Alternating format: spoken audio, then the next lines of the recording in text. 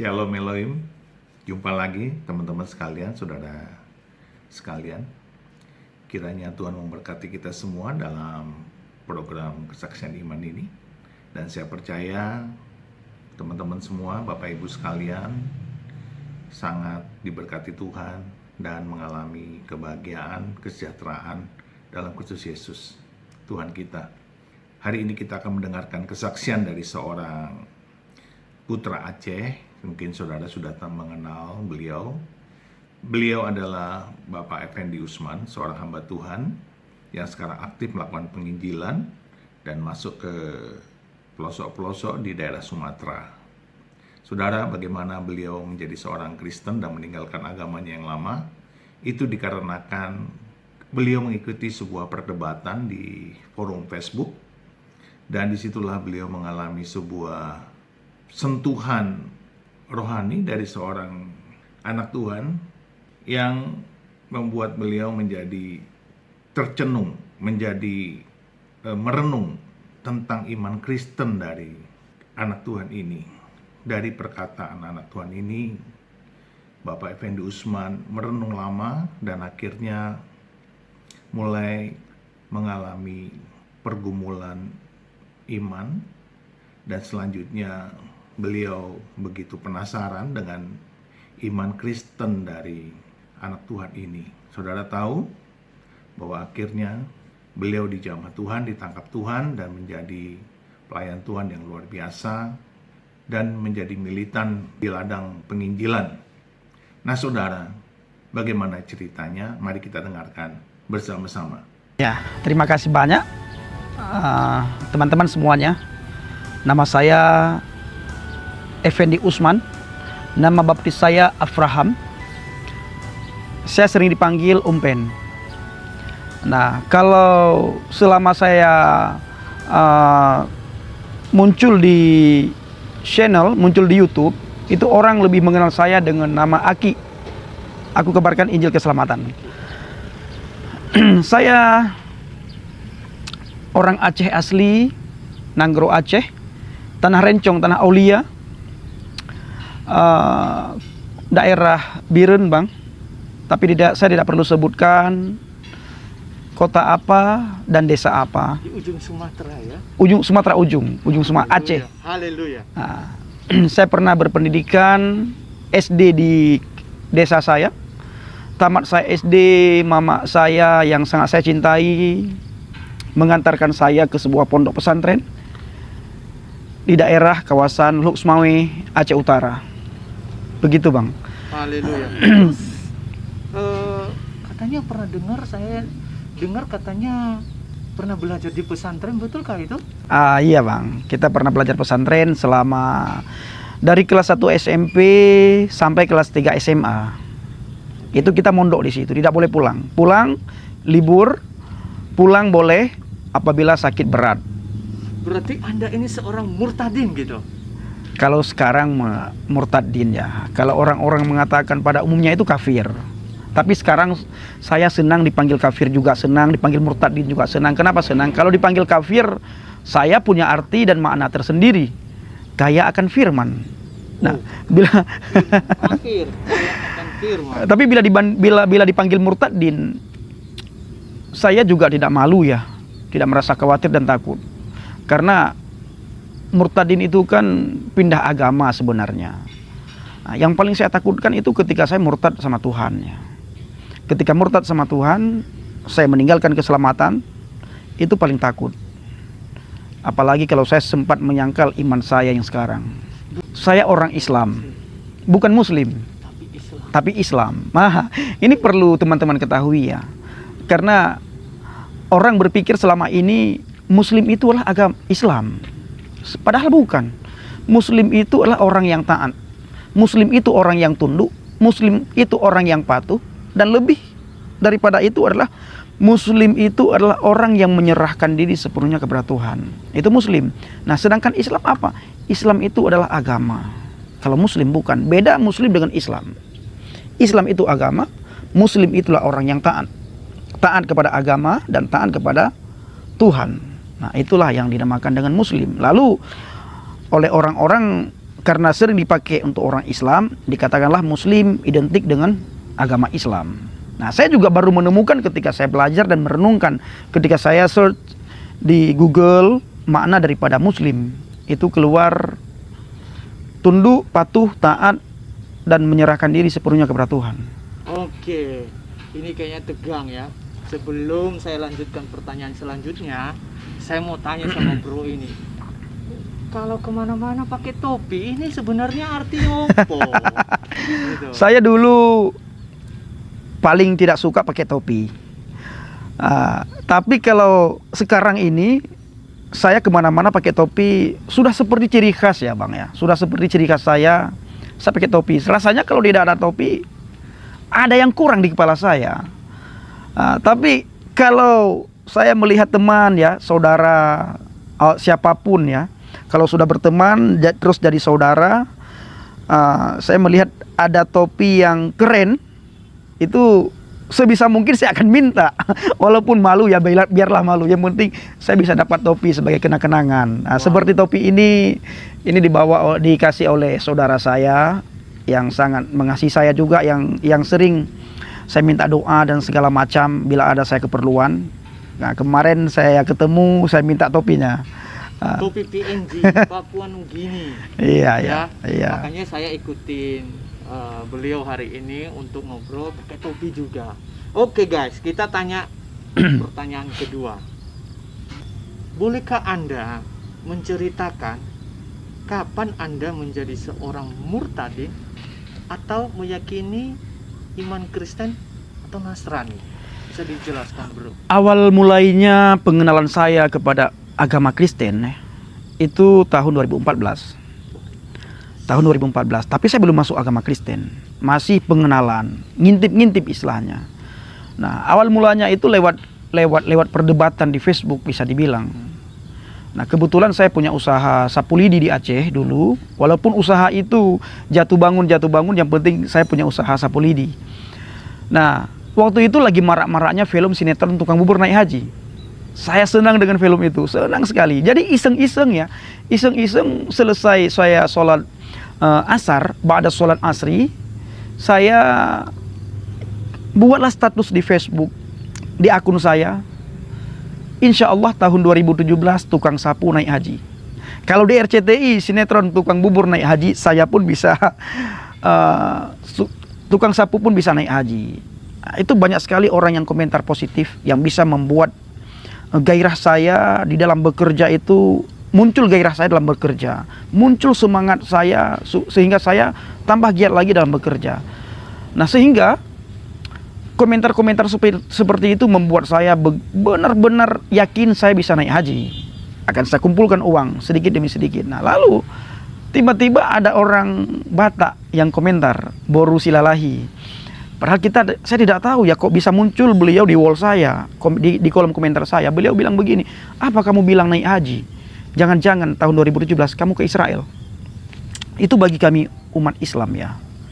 Bagi umat Islam dan juga bagi saya dulu khususnya, mendengar nama Israel itu sangat tidak enak di telinga itu. Benci sekali kami dengan umat Israel, dengan bangsa Yahudi. Lalu saya caci maki Sofi Silalahi ini. Saya hina dia segala macam, segala nama binatang itu sudah saya bilang, sudah saya ucapkan. Tapi yang lucunya, yang sangat membuat saya terkagum-kagum adalah Ibu Sofi ini tidak membalas. Beliau ambil akun saya tanpa komentar satu kata pun. Beliau ambil akun saya, dimasukkan ke grup Islam bertanya, Kristen menjawab. Kristen bertanya, Islam menjawab. Sampai detik ini grup itu masih ada di media sosial, di Facebook. Nah, awal mula pengenalan disitulah. Nah, di grup tersebut itu setiap hari itu terjadi cacian dan makian, baik dari kalangan Kristen mencaci maki orang Islam maupun dari kalangan Islam mencaci maki orang Kristen. Ketika orang Kristen buat status tentang ayat Alkitab, itu saya sudah komentar itu. Saya bilang itu palsu segala macam bla bla bla bla. Nah, bukan ditanggapi dengan baik. Yang Kristen pun bukannya ditanggapi, malah saya dicaci maki. Kamu tahu apa bla bla bla begini segala macam, yang tidak menunjukkan bahwa dia ini adalah orang Kristen yang sejati bisa dibilang ya. Nah, sementara sama baik dari saya dulu tidak menunjukkan bahwa saya ini seorang Islam maupun dari kalangan Kristen. Akhirnya bro, Nah, akhirnya singkat cerita, ada seorang bapak yang bernama Pak Kurnia Budi. Saya panggil Abah sekarang beliau. Bapak ini selalu mengikuti tulisan saya di grup Islam Bertanya Kristen Menjawab. Beliau ikuti terus. Sekali waktu beliau komentar begini, Mas Pendi, saya tidak melihat ciri-ciri daripada tulisan Anda bahwa Anda ini seorang mantan santri. Sementara dari kemarin-kemarin Anda mengatakan saya ini mantan santri, saya ini mantan santri. Tapi kok kata-kata Anda itu sangat kasar. Nah, itu menjadi pukulan bagi saya, Bang. Menjadi pukulan, sehingga ketika saya begitu sudah saya mencaci maki beliau, saya menghina beliau tidak pernah balas juga. Sepatah kata pun beliau tidak balas. Cuma beliau bilang, kamu ini aneh ya, kamu bilang mantan santri lah, orang Aceh segala macam, tapi tutur kata kamu, tulisan kamu di grup ini tidak menunjukkan kalau kamu ini mantan santri. Itu menjadi pukulan bagi saya. Sehingga dengan kelemah lembutan Bapak Kurnia Budi ini, hati saya ngomong sama diri saya sendiri, apa sih yang dipelajari oleh Pak Kurnia Budi ini? Kok lain daripada umat Kristen yang lain? Nah, saya tidak mengatakan apa yang dipelajari oleh orang Kristen, karena saya tidak melihat kelemah lembutan daripada orang Kristen yang saya lihat sama Pak Kurnia Budi ini. Maka hati saya ngomong, apa sih yang dipelajari oleh Pak Kurnia Budi ini kok begitu lembut tutur katanya, enak dibaca tulisannya, komentarnya segala macam. Sehingga cari tahu lah itu. Sehingga ini masih bergejolak dalam hati saya. Sehingga iseng-iseng saya ketiklah di Google, saya cari di Google, saya ketik a Bible. Nah, ketika saya ketik a Bible, itu muncul satu ayat.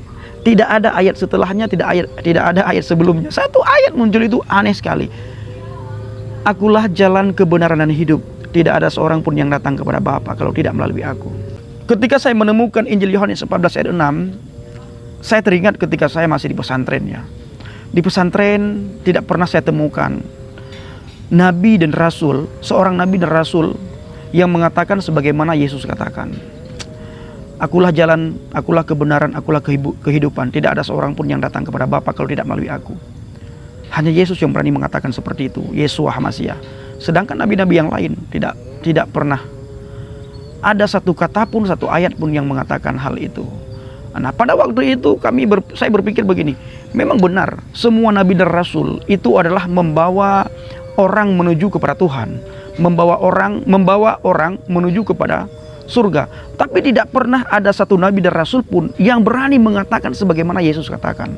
Nah, ini patut dipertanyakan, ini kenapa? Kenapa hanya Yesus yang berani mengatakan itu? Kalau dia bukan berasal dari surga, kalau dia bukan berasal dari atas. Orang yang berasal dari surga yang tahu jalan ke surga. Sedangkan nabi-nabi yang lain itu berasal dari dunia. Yeshua HaMashiach tidak ada benih dosa, sedangkan nabi-nabi yang lain itulah ada benih dosa karena lahir dari percampuran sperma laki-laki dan perempuan. Sedangkan Yesus dalam Al-Quran itu Isa Al-Masih lahir daripada roh Tuhan sendiri. Haleluya. Oke, itu udah dijawab. Saya langsung aja ke pertanyaan ketiga, tapi sebenarnya pertanyaan ketiga ini udah terjawab. Tapi saya akan bertanya lagi karena ini udah sesuai susunan saya. Jadi saya harus bertanya lagi walaupun tadi sudah terjawab. Pertanyaan ketiga, bro. Maaf, ini kayak mendikte ya. Tapi saya pengen kita ini bisa mengenal lebih baik lagi dari dialog ini. Iya. Tapi saya kasih dalam bentuk pertanyaan. Mengapa Anda memilih jadi Kristen atau Nasrani? Apakah Anda diajak? Atau karena diiming-iming? Atau karena sesuatu, bro? Mungkin ya begitulah. Ayo kita tanya dulu. Ini satu hal yang sangat menarik bagi saya ya.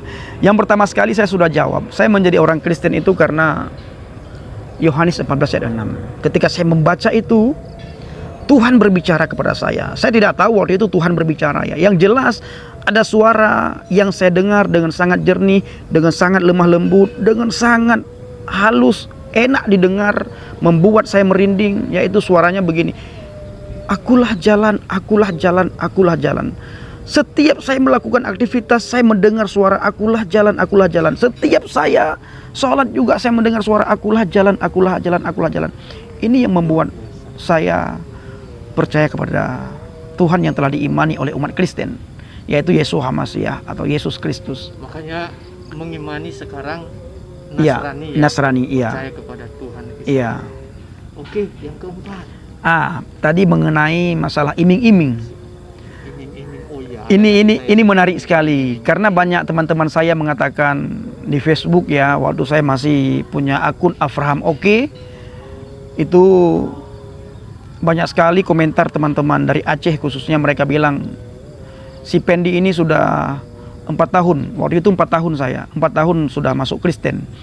Dia sudah dikasih mobil pastinya, sudah dikasih rumah, kendaraan segala macam, perempuan segala macam.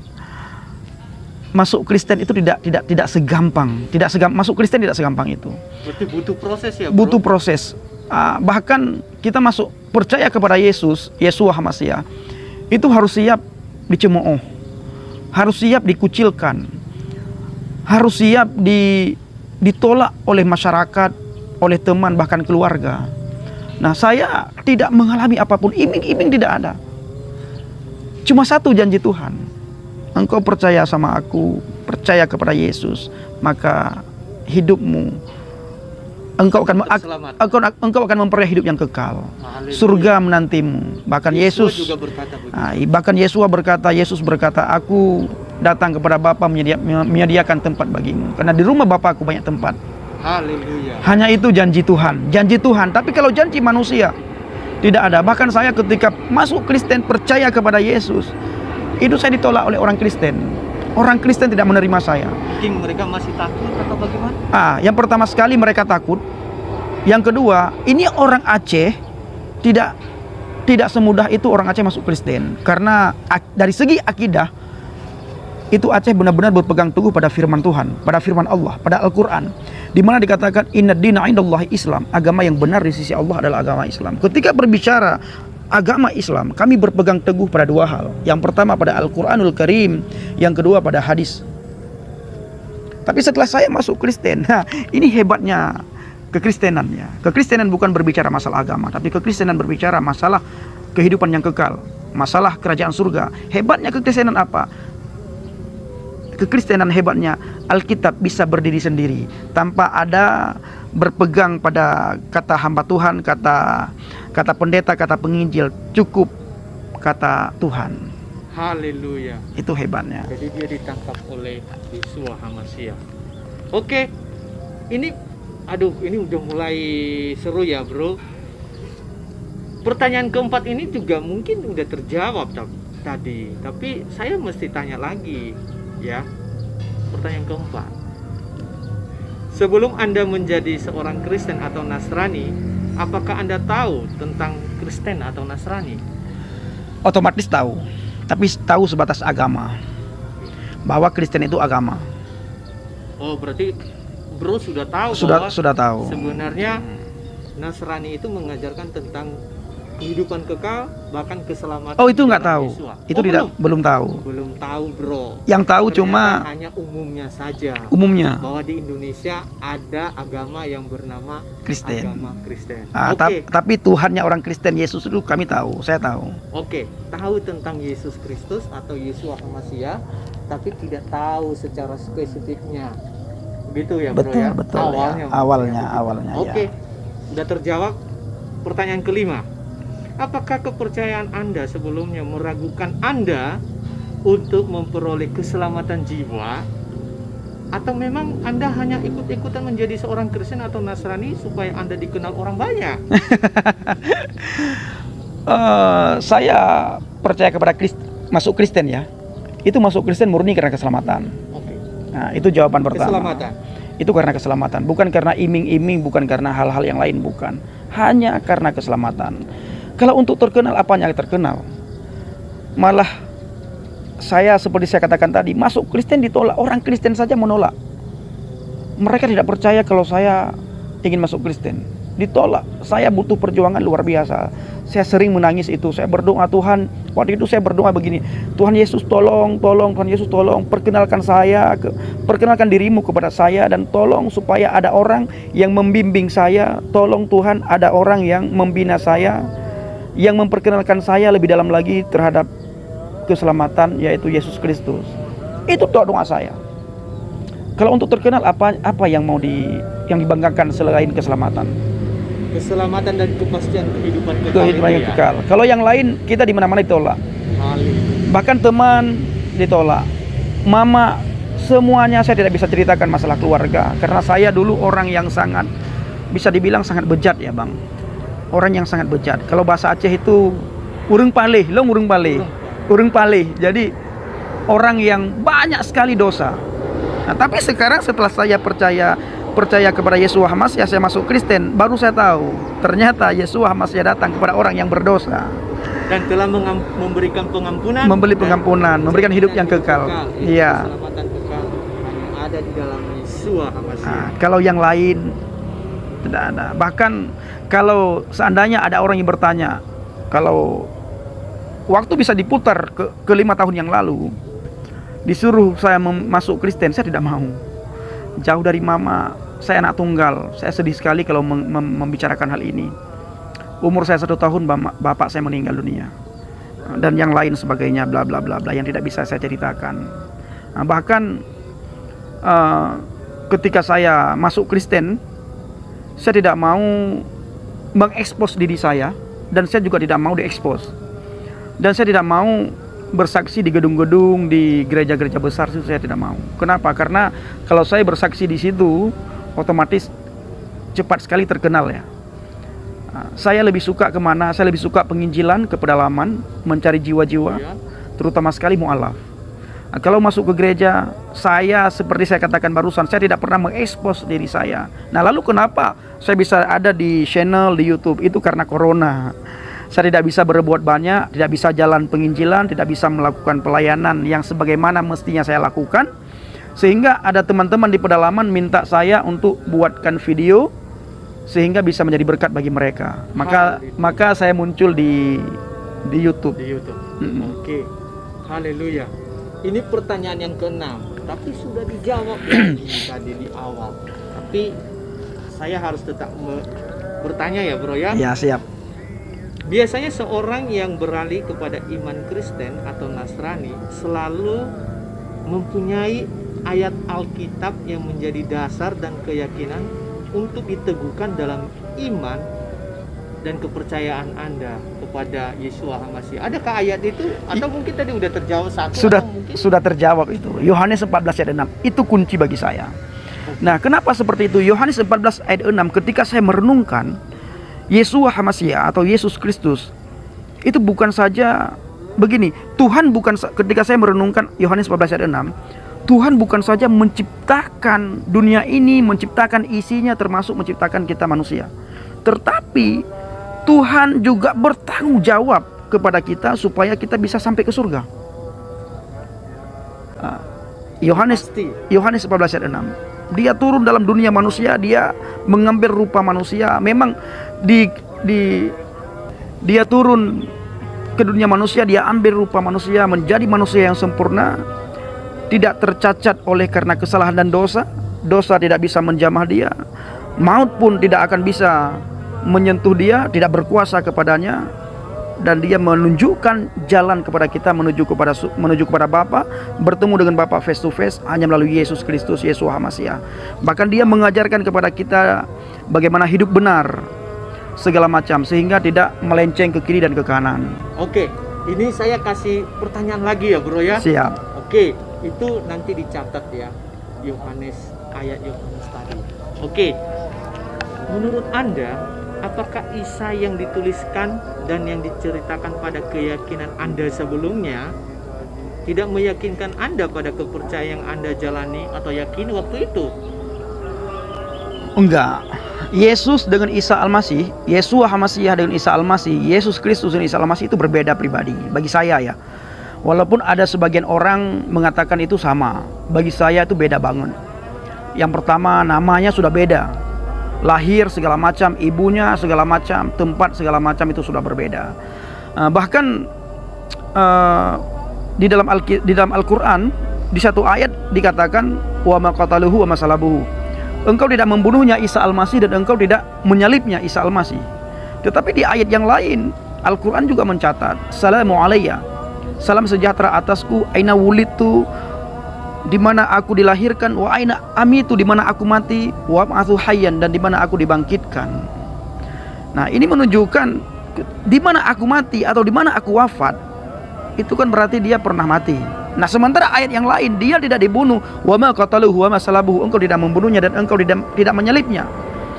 Isa Al-Masih diangkat ke surga. Kalau Isa Al-Masih diangkat ke surga, kenapa dalam ayat yang saya bacakan tadi dia mengalami mati? Di mana hari kesejahteraanku dilahirkan, aku mati dan aku bangkit. Nah, itu terjadi. Nah, makanya bagi kami itu Isa Al-Masih, waktu saya masih Islam dulu, adalah Isa Al-Masih itu Nabi dan Rasul yang ke-24 sebelum Nabi Muhammad SAW, Khatamul Anbiya. Itu yang pernah Anda yakini dan yang pernah saya yakini dulu. Oke, siap. Ini saya lompat aja pertanyaannya, bro, karena tim kita udah kode-kode waktu katanya. Oke, saya lompat aja. Tadi Siap. sebenarnya 13, ya udah saya potong. Bolehkah Anda memberikan contoh dalam hal, maaf ini, mengaji atau membaca salah satu surat seperti ya surat Al-Baqarah atau surat apa, 1 menit aja untuk mengetahui apakah bro ini bisa mengaji dan bisa membaca Al-Quran. Kita tes. Ini ya kita harus tanya juga apakah memang benar bro ini dari pesantren atau dari Aceh sana. Nah, sebenarnya ya tidak perlu dites ya, karena saya juga sudah baca beberapa ayat tadi. Nah, tapi tidak apa-apa untuk 1 menit aja. Iya. Meyakinkan penonton. Betul. Baik, saya akan. Benarkah bro ini memang bisa baca Al-Quran atau apakah gimana gitu? Iya, kita baik. dengar semerdu apa dulu yang dia yakini. Yang macam-macam. Saya akan bacakan dalam surah Yunus. Bismillahirrahmanirrahim. Alif Lam Ra. Tilka ayatul kitabil hakim. Akana linnasi ajaban an awhayna ila rajulin minhum an anzirin nas wa basyiril ladzina amanu anna lahum qadama sidqi 'inda rabbihim. Qala al-kafiruna inna hadza sahirun mubin. Saya baca satu ayat lagi. Ya, boleh silakan. Inna rabbakumullahu alladhi khalaqas samawati wal arda fi sittati ayyam thumma istawa 'alal 'arsy yudabbirul amra ma min syafi'i illa min ba'di idzni dzalikumullahu rabbukum fa'buduhu afala tadzakkarun. Sadaqallahul azim. Oke, saya pertanyaan terakhir karena ini juga udah gelap. Pertanyaan terakhir. Ini pertanyaan terakhir buat bro. Siap. Banyak orang Kristen menjadi meyakini agama lain lagi gitu ya, karena mereka tidak teguh pada pengajaran yang mereka dapatkan selama ini. Menurut Anda, apa yang mesti Anda katakan kepada mereka yang keluar dari Nasrani? Dan adakah kesempatan bagi mereka untuk kembali lagi kalau misalnya mereka percaya kepada Yesus masih sebagai Elohim mereka atau Tuhan mereka? Dan ada pesan nggak untuk orang-orang Nasrani atau Kristen untuk menjaga iman mereka? Itu sekalian tutup. Nanti habis ini kita doa. Yang pertama sekali kepada mu'allaf ya. Saya ke pedalaman-pedalaman seperti Mentawai, Bangka Belitung, Kalbar, Kalimantan Barat. Saya sudah ke Nias. Saya khususnya mencari mu'allaf. Dan puji Tuhan, ada beberapa mu'allaf yang kembali. Pesan saya satu kepada mu'allaf. Kalau memang sudah masuk Islam, tekunilah Islam. Tekuni Al-Quran, tekuni hadis, sejarah. Jangan lagi menjelek-jelekkan kekristenan. Jangan mencaci maki, jangan menghina, karena bisa membuat malu juga agama Islam. Karena waktu saya Islam dulu ya, itu diajarkan oleh ustaz dan ustazah kami Islam rahmatan lil alamin. Islam benar-benar membawa rahmat kepada sekalian alam. Jadi kami dulu diajarkan agama Islam itu harus menerima setiap suku, agama dan budaya. Kenapa? Sehingga mereka bisa melihat rahmatan lil alamin di dalam agama Islam.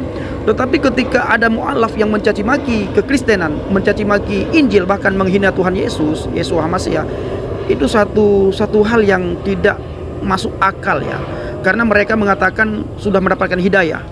Tapi ketika mereka mendapatkan hidayah masuk ke agama Islam, justru mereka yang keluar dari mulut mereka selalu cacian, makian dan hinaan. Seharusnya ketika seseorang mendapatkan hidayah, itu akhlaknya harus semakin baik. Tutur katanya harus sopan. Kelemah lembutan itu harus ada agar orang melihat hidayah daripada kita. Nah, lalu pesan saya, kembalilah kepada Kristus. Kembalilah kepada HaMashiach, karena di luar Yesus Kristus, Yeshua HaMashiach, tidak ada keselamatan. Tidak ada keselamatan siapapun itu. Ini menurut Alkitab, bukan menurut ayat lain, bukan menurut saya, bukan menurut pendeta, bukan menurut agama Kristen, menurut Alkitab. Menurut firman Tuhan, tidak ada keselamatan di luar Yeshua HaMashiach. Jadi pesan saya kembali. Nah, lalu pertanyaannya, kenapa sih mereka itu kok brutalnya minta ampun, mencaci maki, menghina, bla bla bla dan segala macam? Jawabannya kita kembali ke Bible saja. Bagi saya gampang sekali ya. Kenapa mereka bisa seperti itu? Di dalam Alkitab sudah dicatat, sudah tercatat dan sudah tertulis. Yeshua HaMashiach mengatakan, di luar aku engkau tidak bisa berbuat apa-apa. Akulah terang dunia. Ketika kita tidak lagi tinggal di dalam terang, apa sih yang akan terjadi? Kita tidak bisa berjalan. Ketika kita tidak berjalan, apa yang akan terjadi? Malah jadilah kita sebagai orang yang melihat orang lain tidak sama dengan kita, kita sudah pusing sendiri. Maka pesan ini juga, maaf bro, pesan ini juga berlaku untuk orang-orang Nasrani ya. Jelas. Jadi teguhkanlah imanmu sekarang di dalam Yeshua HaMashiach. Berjelas. Ya?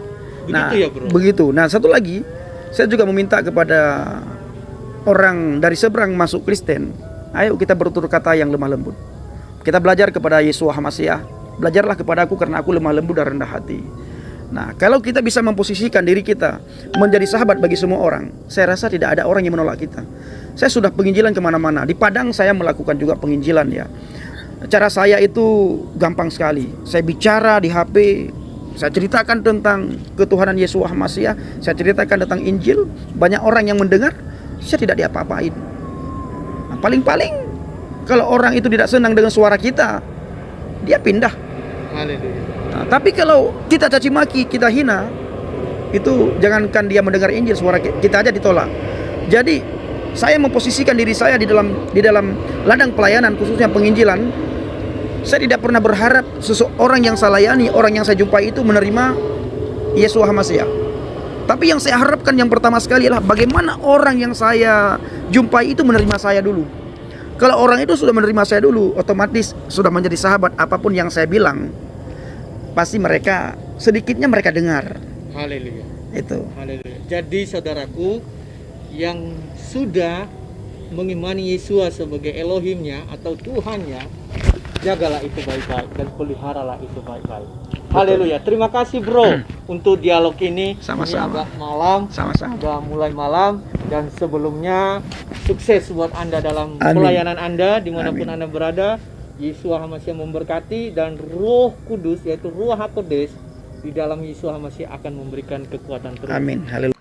Puji Tuhan, puji Tuhan, puji Tuhan, kesaksian yang luar biasa dan sangat memberkati.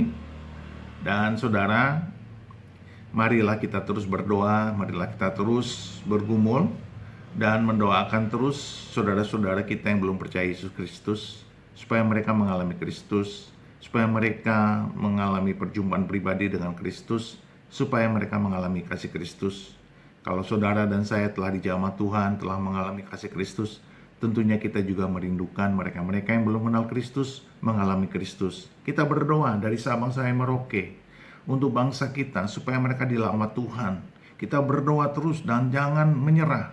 Kita berdoa, karena doa orang benar apabila dengan yakin didoakan, akan sangat besar kuasanya, dan Tuhan pasti mendengarkan doa-doa yang demikian karena kita berdoa untuk keselamatan jiwa-jiwa yang sangat disukai Tuhan, yang sangat dirindukan Tuhan, supaya setiap orang mengenal Kristus di muka bumi ini. Dan kita berdoa buat bangsa kita dari Sabang sampai Merauke. Kita berdoa supaya mereka mengalami Kristus dimanapun mereka berada. Terpujilah nama Tuhan, diberkatilah saudara semua, teman-teman semua di dalam segala aktivitas saudara, di dalam nama Bapa dan Anak dan Roh Kudus, di dalam nama Tuhan Yesus. Tuhan memberkati kita semua. Haleluya, haleluya. Amin, amin, amin, amin, amin.